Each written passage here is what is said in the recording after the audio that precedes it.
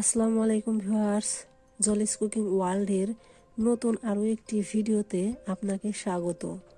আজ আমি আপনাদের সাথে শেয়ার করব কিভাবে আপনার রান্নাঘরে থাকা উপকরণ দিয়ে খুব সহজেই অসাধারণ টেস্টের চিকেন ফ্রাই তৈরি করবেন। ভিডিওটি অবশ্যই শেষ অবধি দেখবেন, নইলে কিন্তু আপনিই ঠকবেন। সো চলুন মূল ভিডিওতে যাওয়া যাক। আমি এখানে কিছু মাংস সাইজ অনুযায়ী পিস পিস করে কেটে ভালোভাবে ধুয়ে নিয়েছি।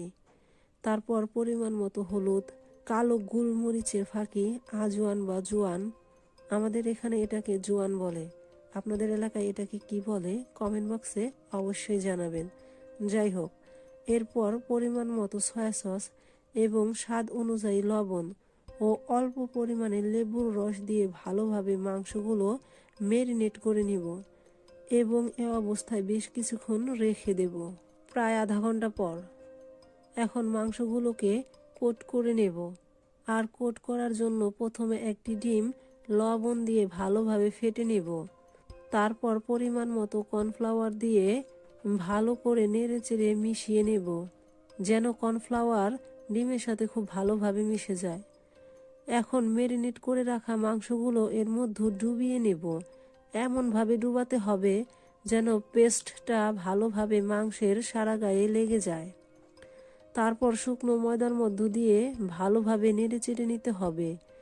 একটা কড়াইতে পরিমাণ মতো তেল গরম করে নিতে হবে। তেল গরম হয়ে আসলে মাংসগুলো এর মধ্যে দিয়ে দিতে হবে। এ অবস্থায় চুলার আঁচ মিডিয়াম রাখতে হবে এবং ভালোভাবে উল্টে পাল্টে ভেজে নিতে হবে। দেখতেই পাচ্ছেন যে কিছুক্ষণ ভাজা হওয়ার পর দারুণ একটা কালার চলে আসছে। এভাবে আরও কিছুক্ষণ ভেজে নেব।